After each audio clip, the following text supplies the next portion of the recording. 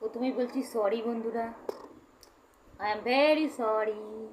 কারণ কি সেদিন লাইফে আমি খুব খারাপ ব্যবহার করেছি না আপনাদের সাথে, তার জন্য আমি আপ্লুত, আমি দুঃখিত। কারণ আপনারাই দেখেছেন লাইফে একটা লোক কমেন্টস করেছে, একটা বন্ধু কি বাজে ভাষাটা ইউজ করেছেন, আমার মাথা টোটালি গরম হয়ে গেছে।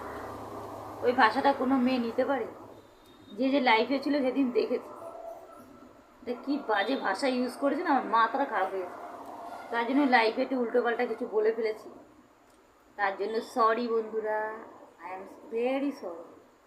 হ্যাঁ বন্ধুরা, কিছু মনে করবেন না। দেখো, লাইফে যারা যারা আমাকে ভালোবাসো তারা নিশ্চয়ই থাকবে, আর যারা ভালোবাসো না তারা বাজে কমেন্টস করবে না, দেখবে, ঠিক আছে? ওর বাজে কমেন্টসগুলো নেওয়া যায় না, এত নোংরা ভাষা ইউজ করলে নেওয়া যায়। সেদিন যে ছিল লাইফে সে জানে যে ভাষাটা কি দিয়েছে, ঠিক আছে? আমরা ভদ্র ঘরের মেয়ে তো ওই সমস্ত ভাষা নিতে পারি না। আমার বাবা সামান্য কাঠের কাজ করে, ঠিক আছে? আমরা দর্জির কাজ করি, আমরা গরিবের মেয়ে, ঠিক আছে? ওই সমস্ত ভাষাগুলো না আমরা নিতে পারি না টোটালি।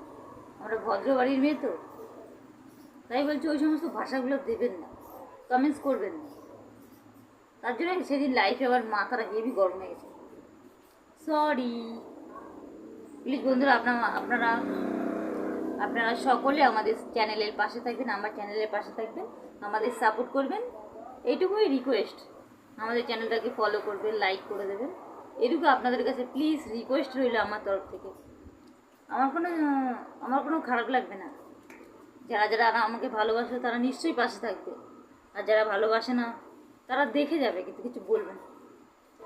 ওকে বন্ধুরা, গুড নাইট, শুভরাত্রি, বাই বাই। আমি এখন রাত্রি 11টা অবধি মেশিন চালাতেই থাকবো, এই যেমন সেলাই মেশিন চালাতেই থাকবো, রাত্রির 11টা অবধি কাজ করব, তারপর গিয়ে ঘুমাবো। সেলাই মেশিনটা বুঝেছো বন্ধুরা? তাই আমি এখানেই বসে থাকি সারাদিন, সন্ধ্যা থেকে পুরো রাত্রি 11টা অবধি সেলাই মেশিনেই আমার কাজ। বাই।